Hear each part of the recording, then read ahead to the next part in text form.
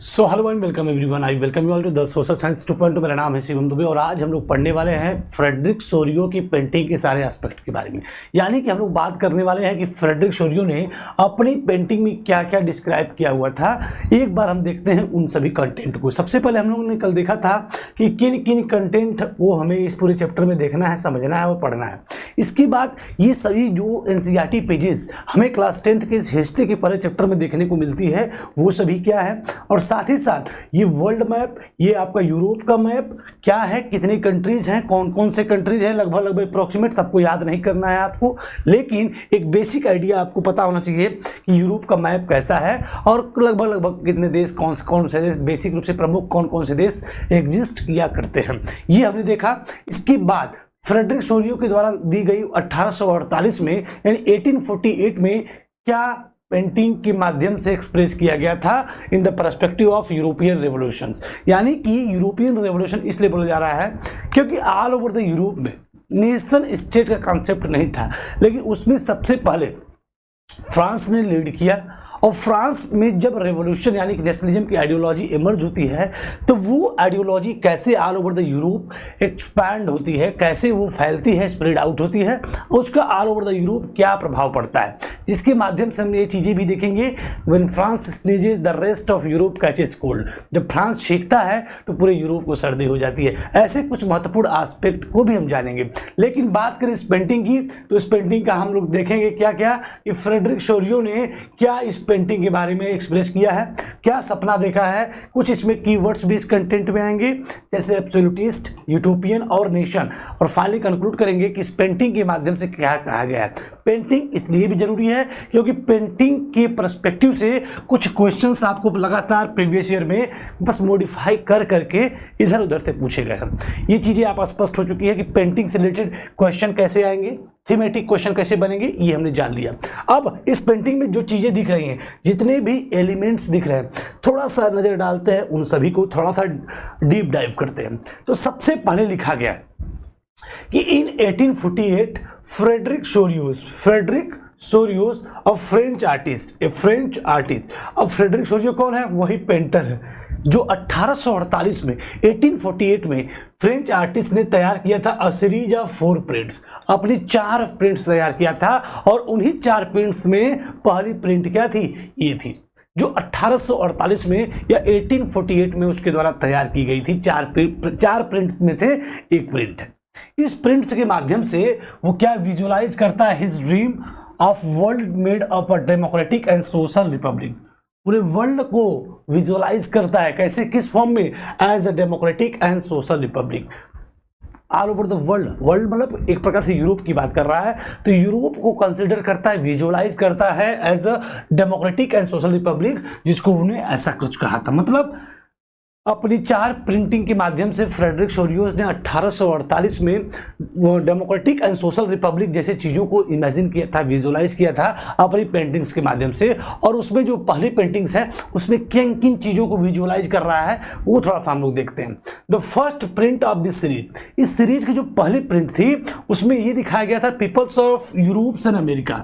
जो यूरोप और अमेरिका के जो लोग हैं, मेन और वुमेन्स हैं और सभी एजेस और सभी सोशल क्लास के, वो मार्च कर रहे हैं। क्या कर रहे हैं? मार्च कर रहे हैं। किसमें? एक लॉन्ग ट्रेन में, and offering homage to the Statue of liberty.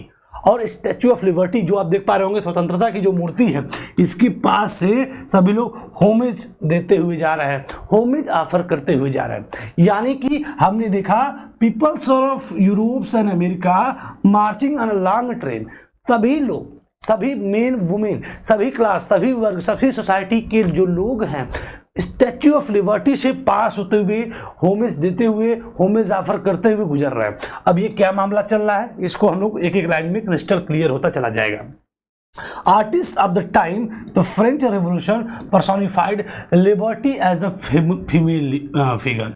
Liberty को हम जानते हैं इसमें, इस पिक्चर में एज अ फीमेल फिगर के रूप में कैटेगराइज किया गया है, पर्सोनिफाइड किया गया है। ये चीज़ें आपको, जैसे भारत माता को भी किस मेल की फीमेल एलेगरीज के रूप में पर्सोनिफाइड किया गया है। उसी तरह वहाँ पे फ्रेंच रेवोल्यूशन के दरमियान में भी लिबर्टी को एज अ फीमेल फिगर के रूप में कैटेगराइज किया गया था। इसके बाद की बात करें, here you can recognise the torch of enlightenment she bears, she मतलब वही जो स्टैच्यू ऑफ लिबर्टी है वो बियर कर रही है इन वन हैंड, और in the other hand the charter of right of man.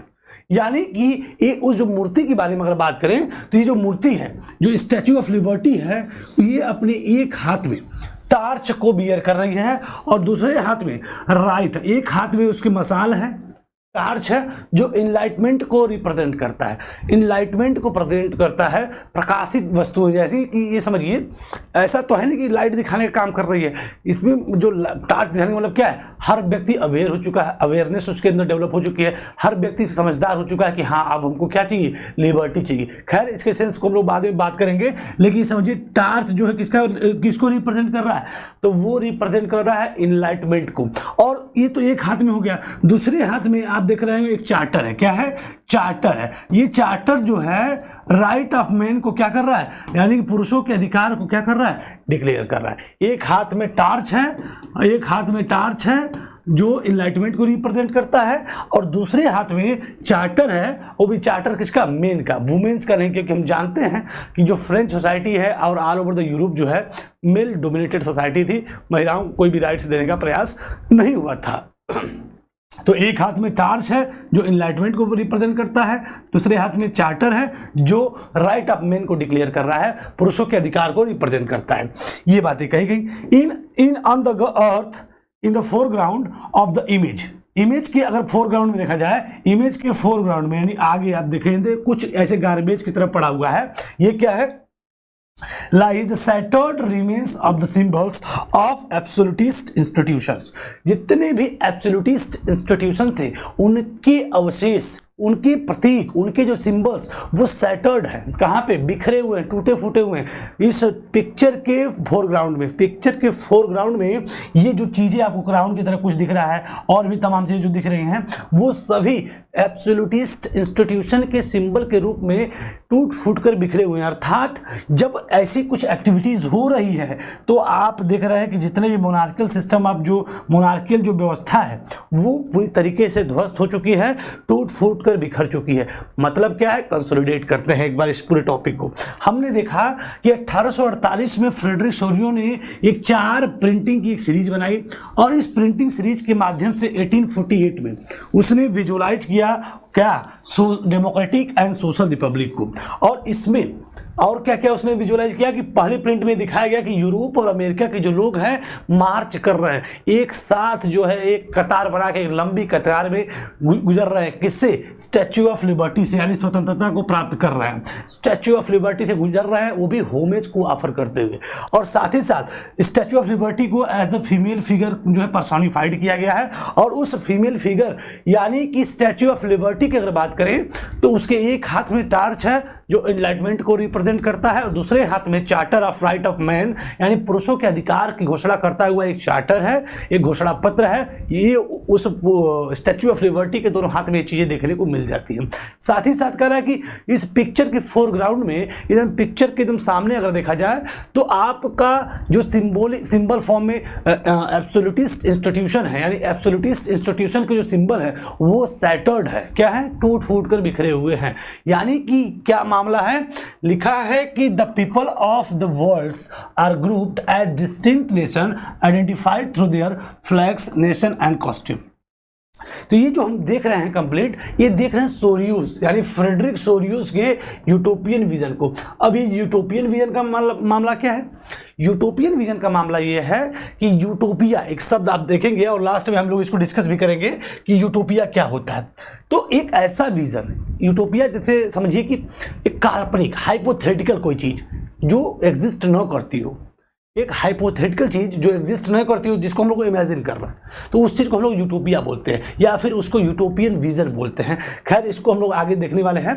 कह रहे हैं जो वर्ल्ड के जो लोग हैं जो ग्रुप्ड हुए हैं एज अ डिस्टिंक्ट नेशन, उनको हम लोग पहचान सकते हैं इस पिक्चर में through their flags and national costume. यानी जो अलग अलग झंडे आपको दिख रहे हैं वो अलग अलग देशों को क्या कर रहे हैं, रिप्रेजेंट कर रहे हैं। क्या कर रहे हैं, रिप्रेजेंट कर रहे हैं। जैसे इस पिक्चर में आप देखेंगे इस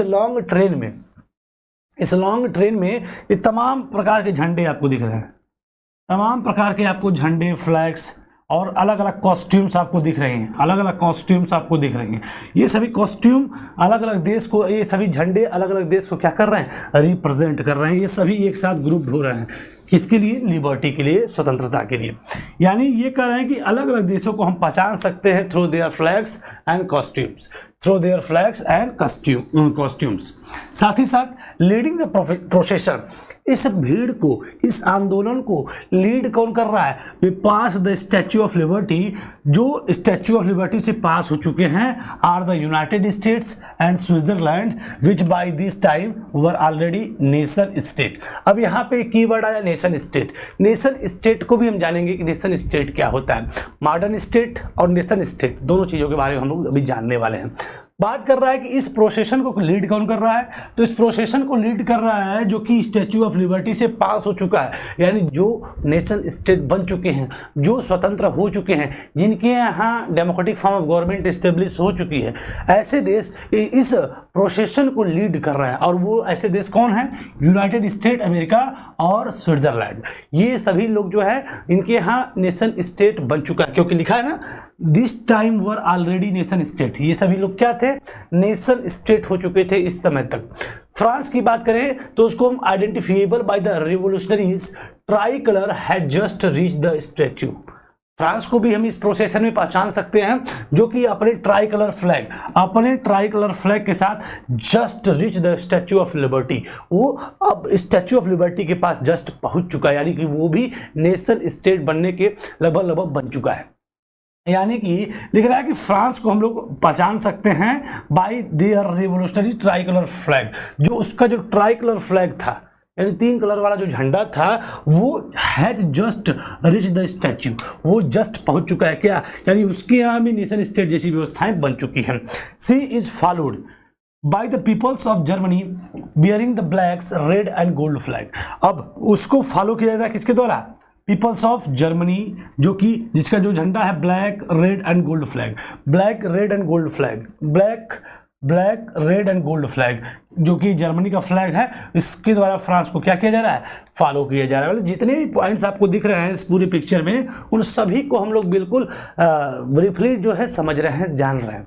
यानी कि फ्रांस क्या हो चुका है, जस्ट रिच द स्टैच्यू, और जर्मनी जो है वो फॉलो कर रहा है फ्रांस को, जो bearing the black red and gold flag. Germany का जो झंडा है काला, लाल और जो है गोल्ड फ्लैग आपको देखने को मिल जाता है जर्मनी का। Following the German peoples are the peoples of Austria. अब जर्मन पीपल को अलग अलग देशों के द्वारा भी फॉलो, मतलब उसके पीछे आप देख सकते हैं उन तमाम देशों को, जैसे कि Austria, the kingdom of two Sicilies, Lombardy, Poland, England, Ireland, Hungary और रशिया। इन सभी देशों को आप देख सकते हैं जो जर्मनी के जस्ट पीछे आपके जो है लाइन लगाए हुए हैं for the status of liberty, for the status of क्या बोल सकते हैं, freedom, for the aspiration of freedom. यानी कि वो भी स्वतंत्रता की इच्छाओं के साथ ही जर्मनी के पीछे, यानी जर्मनी को फॉलो करते हुए उनके पीछे देखने को मिल जाते हैं तमाम देश। कौन कौन से देश, Austria, kingdom of two Sicilies, Lombardy, Poland, England, Ireland, Hungary, ये सभी देश भी इस पूरे मैप में, यानी इस पूरी पिक्चर में तमाम जो देश हैं, इन सभी जो झंडों को आप देख रहे हैं, वो सभी झंडे उन सभी देशों को रिप्रेजेंट कर रहे हैं।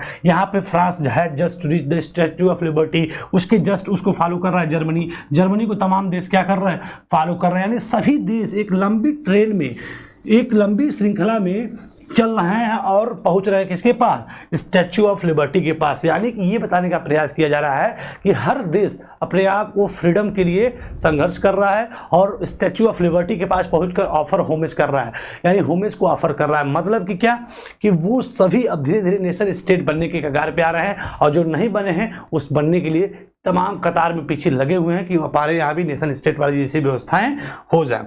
फ्रांस की बात करें, ये तो हो गया पूरा पिक्चर की बात। अब पिक्चर के अपर पार्ट में अगर देखा जाए तो फ्रॉम द हेवेंस, यानी जिसको कह रहा है कि स्वर्ग से देखा जाए, इस स्वर्ग में जो स्वर्ग मतलब वही अपर पार्ट में जो दिख रहा है, आप इस पिक्चर को देखेंगे, ये जो ऊपर वाला सिस्टम है, इसको आप आसमान बोल सकते हैं, हेवेंस बोल सकते हैं, जो चाहे वो। हेवेंस का मतलब स्वर्ग होता है।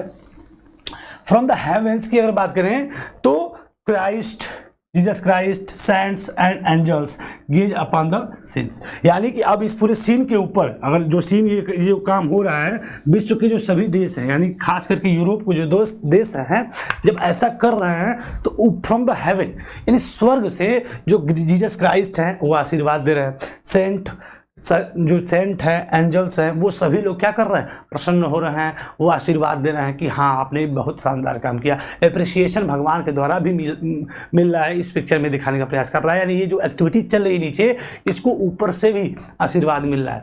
ये चीज़ें दिखा रहा है कि from the heavens above Christ, saint and angels gaze upon the scene.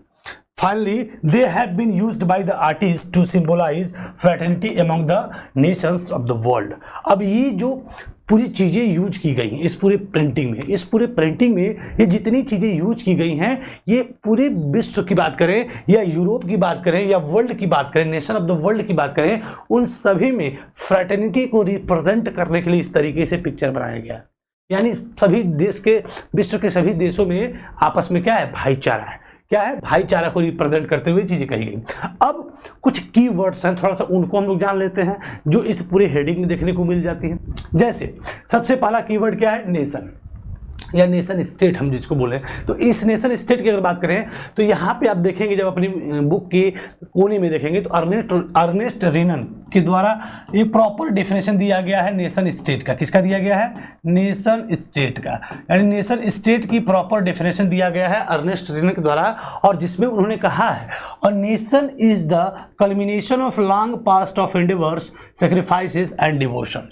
और भी तमाम चीज़ें कही गई हैं कि a nation is the culmination of long past endeavours. यानी नेशन क्या है, परिणाम है किस चीज़ का, एक लॉन्ग पास्ट एंडेवर्स, एक लंबे प्रयास का, एक लंबे सेक्रीफाइस का और लंबे समर्पण का एक क्या बोल सकते हैं, परिणाम है। यानी कि नेशन वो चीज़ होती है जो उसको हम लोग क्रिएट करते हैं, किसके माध्यम से, जिसका एक लंबा इतिहास रहता है, किस चीज़ का, एंडेवर्स का, सेक्रीफाइसेस का और डिवोशन का। यानी कि किसी देश को हम लोग, किसी भी टेरिटरी को हम नेशन क्या बोल सकते हैं, नेशन कब बोल सकते हैं, जिसका एक लॉन्ग पास्ट एंडेवर्स हो, सेक्रीफाइस हो और डिवोशन हो, तब हम उस टेरिटरीज को, हम उस स्पेसिफिक क्षेत्र को हम लोग नेशन बोल सकते हैं या नेशन स्टेट बोल सकते हैं। तो अर्नेस्ट रेनन के द्वारा ये चीज़ें कही गई हैं, ये nation is the culmination of long past of endeavours, sacrifices and devotions. साथ ही साथ अगला जो कीवर्ड्स है वो आपका है एब्सोल्यूटिस्ट। एब्सोल्यूटिस्ट का मतलब होता है बिल्कुल ऐसी चीज़ें, ऐसी व्यवस्था, ऐसी गवर्नमेंट की व्यवस्था जिसका कोई चेक ना हो, जिसपे कोई भी अंकुश न लगे, जिसको हम लोग निरंकुश बोलते हैं। क्या बोलते हैं, निरंकुश बोल सकते हैं, जिसपे कोई चेक ना हो, अनचेकेबल हो।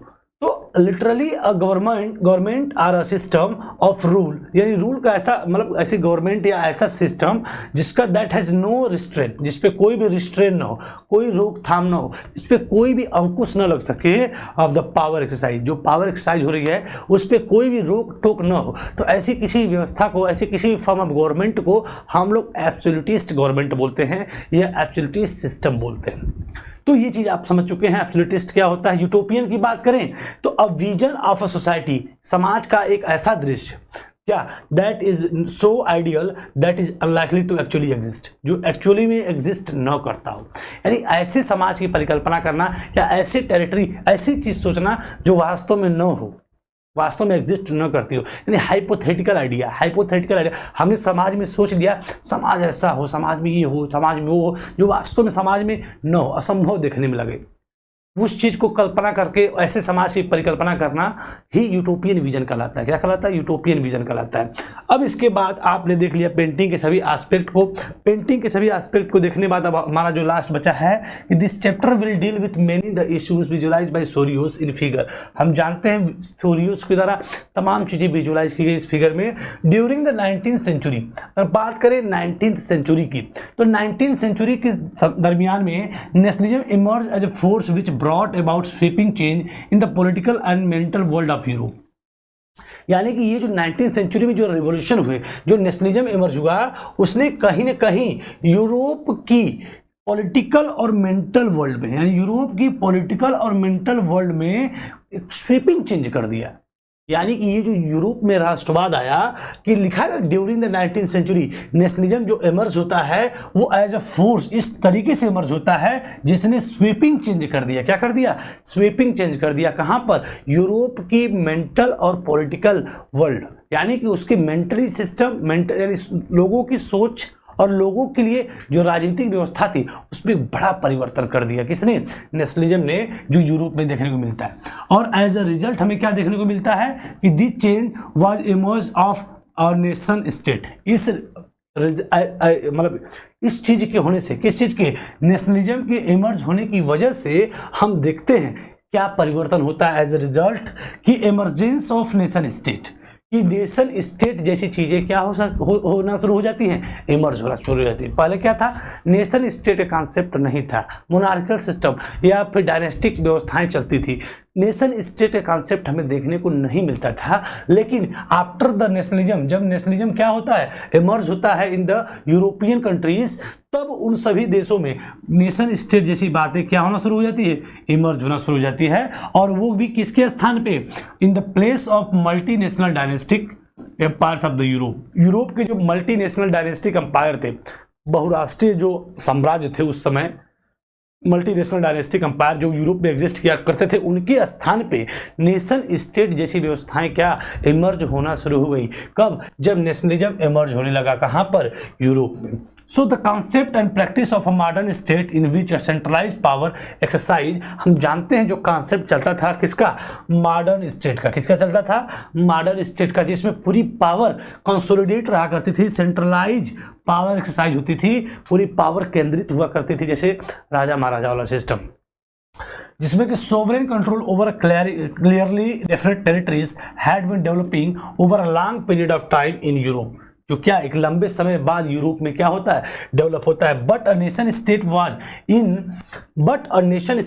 Was one in which the majority of its citizen, लेकिन हम ये मॉडर्न स्टेट में जानते हैं कि सेंट्रलाइज एडमिनिस्ट्रेटिव सिस्टम होता है, जो पूरी पावर क्या होती है, सेंट्रलाइज हुआ करती थी। लेकिन जो नेशन स्टेट है was one in which the majority of citizen, जहां पे मेजोरिटी ऑफ द सिटीजन्स की बात करें, सिर्फ सिटीजन ही नहीं बल्कि इसके रूलर्स की भी हम बात करते हैं, came to develop a sense of common identities and shared history or descent, जिसमें सिर्फ नागरिक ही नहीं, मेजोरिटी में नागरिक ही नहीं बल्कि उसके जो रूलर्स हैं वो भी शेयर करें, वो भी क्या करें, शेयर करें, उनका भी क्या हो, शेयर्ड हिस्ट्री हो, डिसेंट हो, या फिर एक कॉमन आइडेंटिटीज हो। सिर्फ नागरिकों का मतलब अधिकतर नागरिकों का ही नहीं, नेशन स्टेट वो चीज़ होती है जिसमें अधिकतर नागरिकों का ही नहीं बल्कि जो रूलर्स है इवन उनके भी शेयर्ड हिस्ट्री में या कुछ उनका कॉमन आइडेंटिटीज हो। ये बातें नेशन स्टेट में कही जा रही हैं। And this commonness did not exist from time immemorial, it was forged through struggle through the actions of the leaders and the common people. और ये कह रहा है ये जो कॉमननेस डेवलप हुई ये कोई एकाएक एग्जिस्ट नहीं हो गई बल्कि ये through struggle through the actions of leaders and the common people के माध्यम से ये इमर्ज होती है। ये जो चीज़ें थी मतलब कि जो कॉमन आइडेंटिटी थी, सेंस ऑफ कलेक्टिव बिलोंगिंग थी, सेंस ऑफ कलेक्टिव आइडेंटिटी थी, ये एकाएक डेवलप नहीं होगी। थ्रू स्ट्रगल जो लीडर्स थे, जो तमाम चीज़ें कॉमन पीपल के माध्यम से तमाम जो एक्शंस हुए उन सभी चीज़ों के माध्यम से ये कॉमननेस, ये सेंस ऑफ कलेक्टिव आइडेंटिटीज क्या होती है, डेवलप होती है। सो ये चैप्टर आपका उन्हीं सब चीज़ों के बारे में दिखाएगा जिस the diverse process through which nation state and nationalism came into being a 19th century in Europe। और ये चैप्टर उन्हीं सभी प्रोसेस को जो 19th सेंचुरी के समय में यूरोप में जो अलग अलग प्रक्रियाओं के माध्यम से नेशन स्टेट और जो नेशनलिज्म जैसी व्यवस्थाएं कैमअप हुई या पैदा हुई, उन्हीं सभी प्रोसेस को हम लोग इस चैप्टर में जानने वाले हैं। यानी उन सभी डाइवर्स प्रोसेस को हम लोग देखने वाले हैं कि जिन डाइवर्स प्रोसेस के माध्यम से all over the Europe nation state जैसे कॉन्सेप्ट इमर्ज हुए और साथ ही साथ नेशनलिज्म जैसी आइडियोलॉजी इमर्ज होती है, उन सभी प्रोसेस को इस पूरे चैप्टर में हम लोग देखने वाले हैं। सो आई होप आप समझ चुके होंगे कि आपने क्या पढ़ा। आपने आज पढ़ा फ्रेडरिक सोरियो की पेंटिंग के बारे में और साथ ही साथ आपने कुछ कीवर्ड देखे जैसे नेशन स्टेट, एब्सोल्यूटिस्ट इंस्टीट्यूशन, और साथ ही साथ आपने देखा आपका नेशन स्टेट और यूटोपियन। क्या देखा आपने? यूटोपियन विजन क्या होता है। और फाइनली आपने सोच लिया कि आने वाले चैप्टर्स में आप क्या क्या पढ़ने वाले हैं। तो आने वाले चैप्टर्स में आप देखने वाले उन सभी डाइवर्स प्रोसेस को, जिन डाइवर्स प्रोसेस के माध्यम से यूरोप के जितने भी कंट्रीज थे उन सभी देशों में नेशन स्टेट जैसी आइडियोलॉजी डेवलप होती है, नेशनलिज्म जैसी आइडियोलॉजी डेवलप होती है। सो आई होप आज के सेशन में जो बेसिक कॉन्सेप्ट थे आपको समझ में आ गए होंगे। अब अगले दिन से हम लोग पढ़ेंगे the French society during the late 18th century, यानी कि हम कल के सेशन में ही डिस्कस किए थे कि सबसे पहले जब हम यूरोपियन हिस्ट्री पढ़ते हैं तो हम फ्रांस के ही बारे में पढ़ते हैं, फ्रांस में हुई इंसिडेंट के बारे में ही इंट्रोड्यूस होते हैं। तो सेम एज हम इस चैप्टर को जब शुरुआत करेंगे तो हमने अब तक सिर्फ और सिर्फ बेसिक कॉन्सेप्ट को पढ़ा, इसके बाद हम पढ़ेंगे जस्ट फ्रेंच रेवोल्यूशन के बारे में, फ्रेंच सोसाइटी के बारे में, और उस सोसाइटी में कैसे अपहीवल होता है और सोसाइटी में कैसे मेजर चेंज होते हैं, और उस चेंज होने की वजह से उसका पूरा प्रभाव पूरे ऑल ओवर द यूरोप क्या पड़ता है और उसका क्या रिजल्ट आता है। सो आई होप आज सेशन में सभी कॉन्सेप्ट आपको क्लियर हुए होंगे। इसी के साथ सेशन को हम लोग साइन ऑफ करते हैं और पढ़ते रहिए, मस्त रहिए। Thank you everyone.